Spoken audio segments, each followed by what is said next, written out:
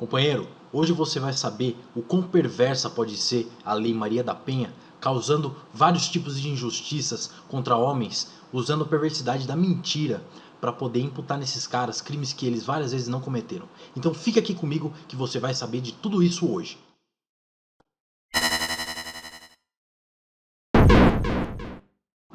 Fala, companheiros, como vocês estão?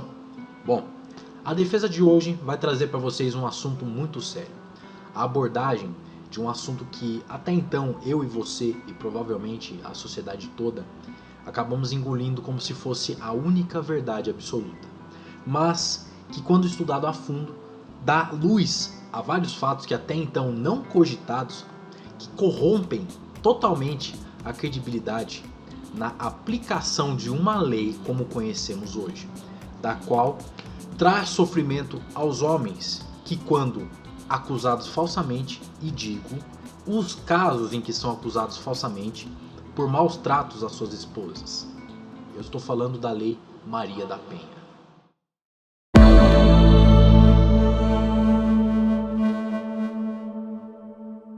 Mas antes, inscreva-se aqui no canal, deixa o like para você ajudar na divulgação desse vídeo e para que essa mensagem chegue a mais homens e que eles possam se defender, igual a você.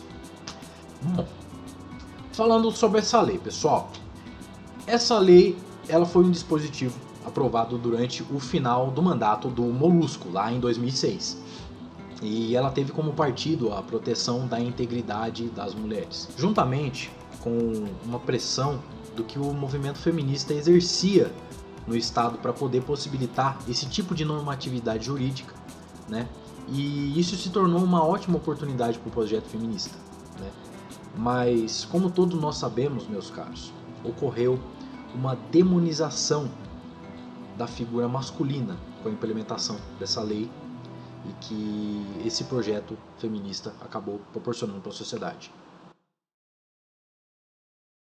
O que se sabe é que a motivação para a criação dessa lei foi a movimentação política da dona Maria da Penha, né, contra uma injustiça judiciária sofrida por ela, num processo que ela havia movido contra o seu ex-marido, né, contra supostos maus tratos que ele lhe causara. Mas, sem sucesso na condenação do seu cônjuge durante mais de 20 anos de processo, Maria da Penha acabou se vendo vítima de um sistema judiciário machista e patriarcal, né, dada a impunidade do ex-marido durante muito tempo, desde que as acusações de maus tratos foram representadas por ela na justiça. Bom, eu tenho que ressaltar a importância de evidenciar para vocês que o feminismo suporta a teoria de que o ambiente familiar é um ambiente tóxico, que ele é instituído para limitar as liberdades da mulher. Portanto, ele deve ser hostilizado com as presunções máximas de que qualquer comportamento íntimo dentro da relação familiar possa ser identificado como potencialmente abusivo e ser punido com arbítrio estatal. Guarde muito bem essa palavra, arbítrio estatal. Isso acabou demonizando a constituição familiar e as responsabilidades que devem ser tomadas para dar suporte aos filhos e à saúde do relacionamento, né? O feminismo tentou trocá-los por padrões de convivência promíscua, destrutiva, desleal e descompromissada. Já que as mulheres que, por força do feminismo, se sentem desobrigadas a arcar com as responsabilidades conjugais, matrimoniais e, primeiramente, responsabilidades que foram instituídas de uma relação cristã, onde a aliança com o nosso Senhor Criador, ela se reflete nas boas práticas dentro do casamento, entendeu? Que é importante para poder manter uma aliança com o nosso Senhor Deus, nosso Criador, beleza? Bom, ademais, a gente nota que quando o feminismo prega essa demonização da família, o feminismo ele tenta fazer uma prática anticristã, né? Ele tenta pregar junto do comunismo o anticristianismo. Isso que eu falei para vocês é para elucidar sobre o que é o enraizamento do feminismo na sociedade e quão mal ele pode causar para a sociedade, beleza? Mas então, como é que foi que a Maria da Penha foi violentada? A história que a Maria da Penha conta é de que ela foi vítima de um assalto que foi arquitetado pelo seu marido, em que ele deu um tiro de espingarda nas costas dela e ela acabou por ficando tetraplégica. Depois, ela teve um tratamento médico e essa tetraplegia foi convertida numa paraplegia. Então ela reganhou os movimentos do corpo, né? Pelo menos os movimentos dorsais do corpo. Mas em determinado momento, nós recebemos a luz da verdadeira história que ocorreu, que foi documentada com fatos e documentos, provas concretas que apresentam de fato como é que a história ocorreu de verdade. Mesmo após ter sofrido o tiro que deixou Maria da Penha tetraplégica, Maria da Penha foi recebida de volta numa casa que foi reformada pelo seu ex-marido, né, Marco Antônio Herédia, sobre o pressuposto de que ele já tinha ciência de que ela ficaria nesse estado. Bom, meses de luta à frente, o Herédia e a sua esposa, eles permaneciam gastando milhas em dinheiro com tratamento hospitalar para tentar recobrar os movimentos dorsais da Maria da Penha, reverter na tetraplegia dela, como falei para vocês, em paraplegia, né? Esse é um dos fatos que você pode conhecer no documentário Maria da Penha, feita pelo Brasil Paralelo, tá? Vão lá, eu vou deixar o link para vocês na descrição e vão lá e assistam, isso é importante e o documentário está muito bem feito, então tá gostosinho de assistir, vai lá. Vamos lá, eu vou dar um resumo para vocês da história não contada. O que é que de fato aconteceu com Maria da Penha? A história que deve ser contada por detrás desse tiro é de que o casal teria sido vítima de um assalto, né, com uma invasão domiciliar, que o ex-marido de Maria da Penha escreveu 20 livros com documentação e apresentação de documentos que relatam de verdade o que aconteceu, onde um dos 4 bandidos que invadiram a casa deles havia atirado com uma carabina em Maria da Penha pelas costas enquanto ela dormia. E veja só, enquanto ela dormia. Ao passo que o seu marido acabava por lutar corporalmente contra um dos bandidos na cozinha da casa, né? Depois dele ter dado um tiro com o seu revólver 38 num outro suposto invasor que aparecia pela porta do sótão. Essa versão contada por Herédia, ela ainda é suportada por Maria depois de sair da UTI, né, em seus depoimentos na polícia sobre o assalto do dia 29 de maio de 1983. Mas, infelizmente, esse depoimento veio a ser mudado por Maria após ela descobrir que o seu marido havia traído ela nas viagens que ele fazia do Ceará para Brasília, onde ela era tratada no hospital Sara Kubitschek. Entendeu? Maria da Penha então foi a juízo para instaurar um processo de divórcio contra o seu marido depois de saber que ela tinha sido traída. E ao mesmo tempo, ela alterou as versões dos depoimentos sobre o assalto ocorrido na sua casa no dia 29 de maio de 1983, com o tiro da carabina que alvejou ela pelas costas. Agora estavam instaurados um processo de divórcio e um processo criminal contendo acusações de violência domésticas e maus tratos que Maria da Penha alegava a partir de então serem causados por seu ex-marido Marco Antônio Heredia Viveiros, que era professor universitário da USP a esse tempo. O fato é, pessoal, que logo depois Marco Antônio foi afastado da convivência com as suas filhas por uma medida cautelar, né? E esse processo perdurou por além de 20 anos. Logo então, em 1996, finalmente, Maria da Penha conseguiu a condenação do seu ex-marido, condenando ele a cumprir 10 anos de prisão. O que ocorre, pessoal, é que essa sentença foi promulgada por um júri popular do Ceará, condenando ele a cumprir esses 10 anos, mas ele só foi preso em 2002. A pressão para a condenação veio de sanções impostas pela OEA. Esse processo corria há 20 anos, pessoal. Há 20 anos essa pessoa não conseguiu provar a culpabilidade do cara e simplesmente uma movimentação política pela OEA, a Organização dos Estados Americanos, cuja qual a convenção ocorre em Washington, nos Estados Unidos, exigiu que o agressor da ex-esposa fosse condenado sob os efeitos de o Brasil acabar sendo condenado moralmente nas relações internacionais como um país violador dos direitos da mulher, né? E assim o país se viu obrigado a pagar indenizações a Maria da Penha. Não foi o ex-marido que pagou indenizações, foi o Brasil. Bom, só nesse citado a gente já pode perceber que um Estado internacional violou a soberania pátria do Brasil. Mas, realmente, eu posso dizer para vocês que os anos de prisão que o Marco Antônio Herédia Viveiros passou na cadeia foram apenas 2. Encarcerado, e o restante ele cumpriu em regime semiaberto. Então ele cumpriu grande parte do seu regime de prisão livre. Mas tem muito mais por aí, pessoal, né? Durante os 8 anos após a alteração que a Dona Maria da Penha fez no depoimento para instaurar um processo criminal contra Marco Antônio Herédia sobre violência doméstica, o juiz do Ceará resolveu anular o processo criminal sobre a existência de incongruências nos fatos que foram alegados e nas provas que foram juntadas, apresentadas por Marco Antônio Herédia. Os advogados conseguiam provar com total veemência que não havia ocorrido da forma que Maria tinha dito que ocorreu.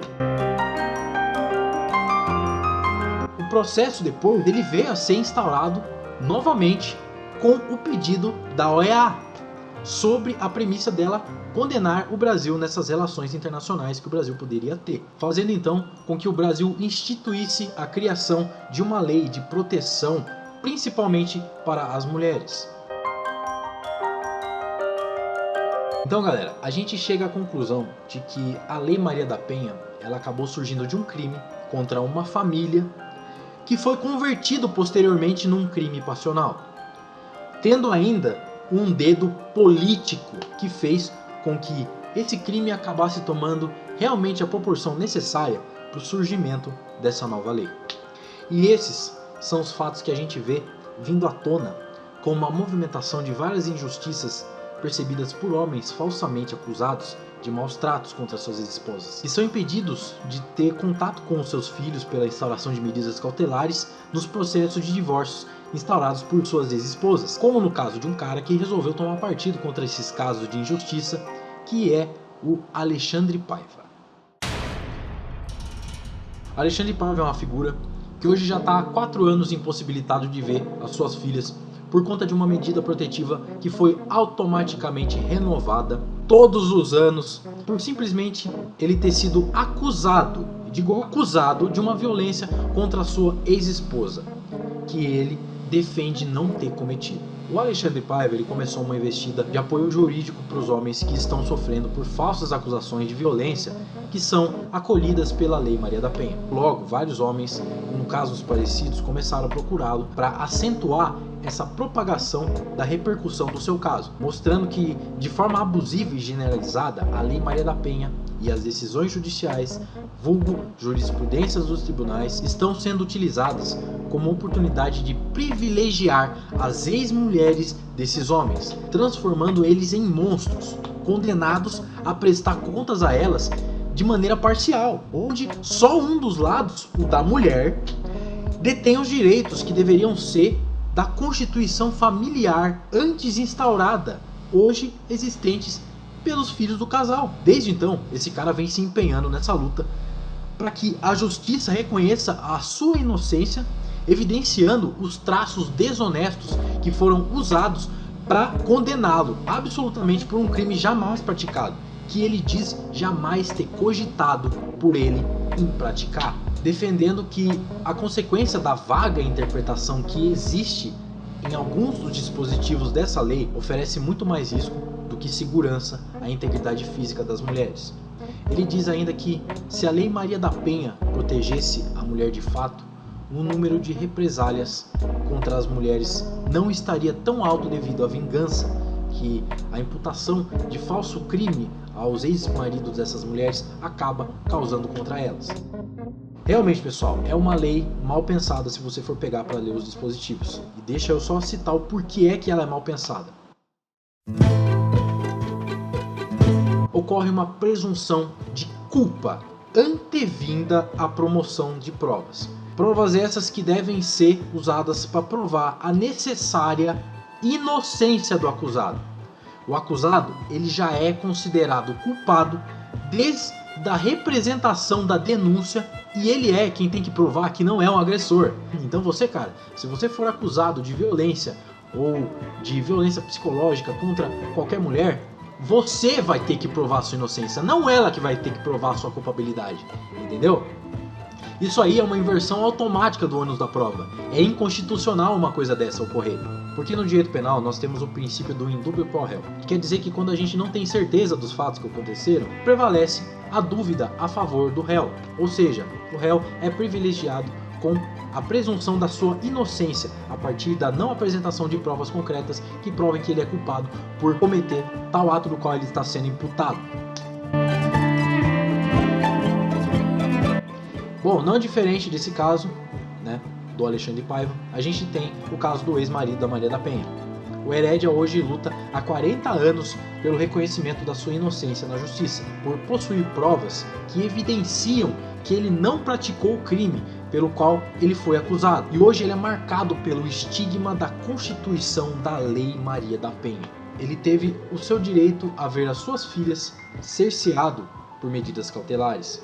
Hoje ele não pode sair na rua, nem sequer para ir comprar pão na padaria, sem ser julgado como o cara que tentou violentar e matar Maria da Penha.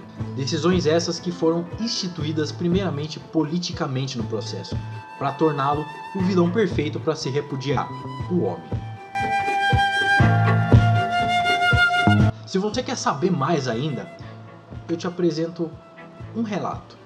O Marco Antônio Herédia, ainda em conjunto com o Alexandre Paiva, eles participaram de uma live onde eles evidenciam algumas provas do processo que são apresentadas para provar a inocência do Herédia. E durante a live, olha só que fato curioso, um promotor de justiça de São Paulo ficou interessado no caso e ele chegou a apresentar para os dois o fato de que as provas que estavam contidas no processo, que hoje é digitalizado na internet e ele está para livre consulta de todos que quiserem consultar, as provas estariam divergentes das apresentadas por Herédia.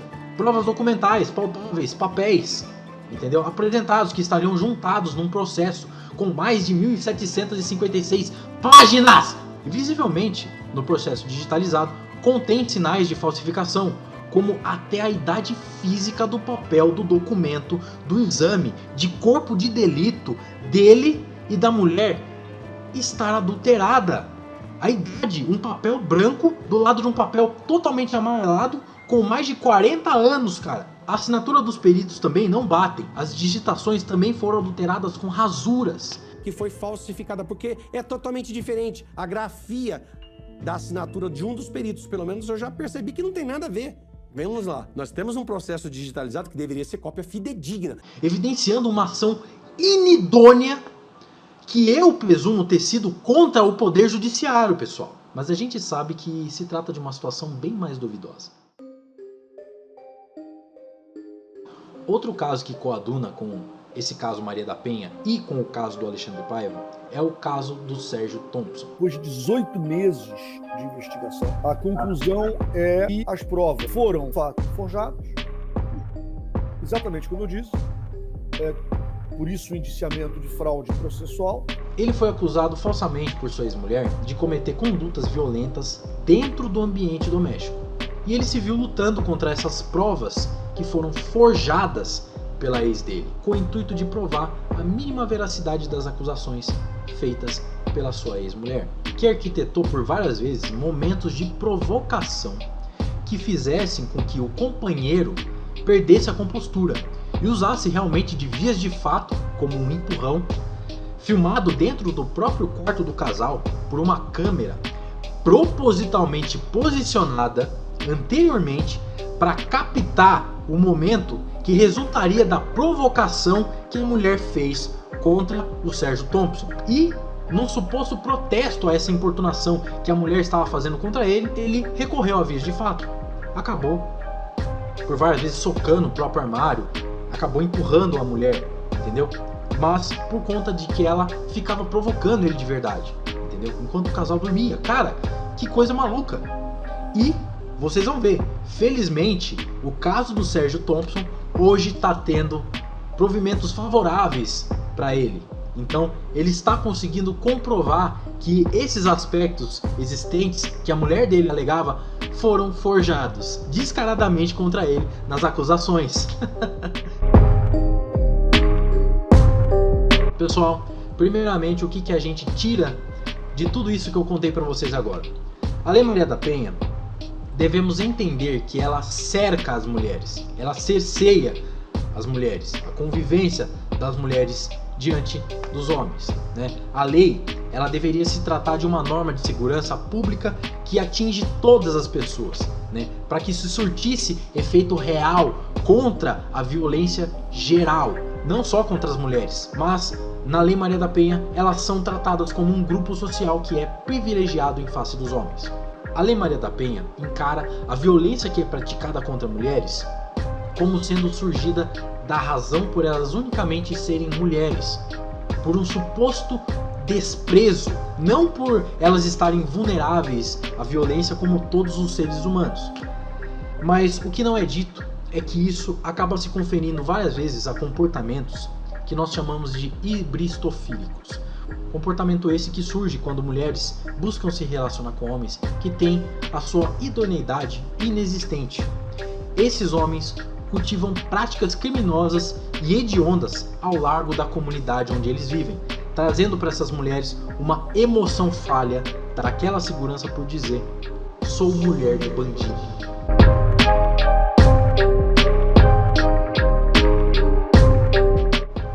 Bom, obviamente que não são todas, mas são uma grande parcela das mulheres da sociedade, principalmente aquelas mulheres que vivem em comunidades mais marginalizadas na sociedade.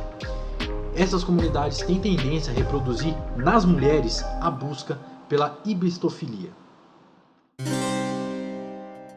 Ainda assim, pessoal, quando a gente pesquisa no instituto que pode mostrar de verdade como é que ocorre a violência contra mulheres e contra homens na sociedade, nós podemos usar o Instituto DataSUS para saber sobre os números que mostram qual a porcentagem maior para a menor porcentagem sobre a ocorrência de casos de violência doméstica contra homens e contra mulheres. E a gente percebe que ocorrem muito mais casos de violência contra homens do que contra mulheres. O último número percebido pelo DataSUS é de 1.204 casos de relatos de violência contra mulheres que resultaram em morte, contra 6.408 casos de violência contra homens que resultaram em morte. Nisso, a gente percebe que os processos de qualificação para que o feminicídio tenha a sua tipificação atingida apenas pelo recebimento da denúncia, a partir da instauração da investigação, sem ter ocorrido nenhum trânsito em julgado. Essas qualificações exibem como o homem já é considerado agressor ao momento apenas do recebimento da notícia que ele possivelmente possa ter agredido uma mulher. O fato é, pessoal, que essa numeração encontrada como qualificação para os crimes de feminicídio nem sequer recebe o tratamento investigatório que comprova de fato a motivação do crime, tornando então qualquer crime contra a mulher passível de ser rotulado como feminicídio, e assim criando um grande alarde de cunho esse político que visa cercear as mulheres da população com medo, com pavor, para que elas repudiem de fato os homens com esse artifício de que elas estão sendo extintas, né? Usadas como massa de manobra realmente. E ainda é um absurdo ver como essas mulheres se abdicam de ir atrás da verdade, aceitando compulsoriamente as mentiras e as meias verdades, como fatos absolutos com uma mera inocência. Bom, mesmo assim ainda existe uma grande inocência também por parte dos homens, que acabam por se relacionando com essas mulheres que possuem um intelecto maquiavélico, voltado para se privilegiar de objetos normativos como esse para imputar injustamente uma responsabilidade aos ex-parceiros, ou mantê-los em um pânico iminente, protraído muitas vezes além da celebração da relação, com o objetivo de fazer com que esses caras não deixem-nas sem os privilégios dessa relação. Geralmente, pessoal, A maneira mais eficaz que a gente tem de se evadir dessas situações é identificar previamente os comportamentos da parceira. Esses comportamentos várias vezes evidenciam chantagem, automutilação, a pretexto de imputação de violência, desrespeito aos mínimos aspectos do parceiro, que vão desde fazer piadas que evidenciariam o desinteresse ou o descontentamento que essa mulher tem ao se relacionar com o seu parceiro, denegrindo ele por agir proativamente em aspectos que várias vezes elas relacionam ao cara de quem elas não demonstram interesse, o cara bonzinho. Assim, quando identificados esses aspectos, o cara poderia se afastar imediatamente, pois o que viria pela frente, pessoal, é como uma receita de bolo que posta na internet. A fórmula tá sempre da mesma maneira. E é claro, pessoal, que as mulheres também devem se evadir desses caras que exibem esse mesmo tipo de comportamento similar. Bom, pessoal, aqui comigo então.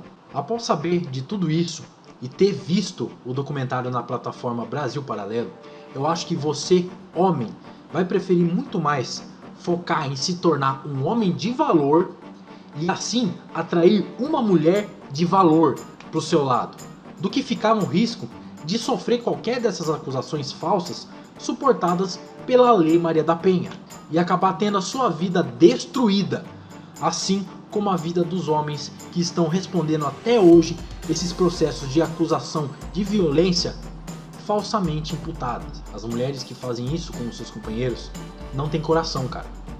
E como já disse o Alexandre Paiva, isso causa nos homens uma morte em vida. Você vira um monstro diante dos olhos da sociedade. Bom, pessoal, eu espero ter ajudado vocês a se despertarem e se defenderem com os relatos que eu apresentei nesse vídeo. Estejam abertos então para comentar o que vocês acham sobre esse caso. E a todos então, os meus sinceros agradecimentos. E até mais.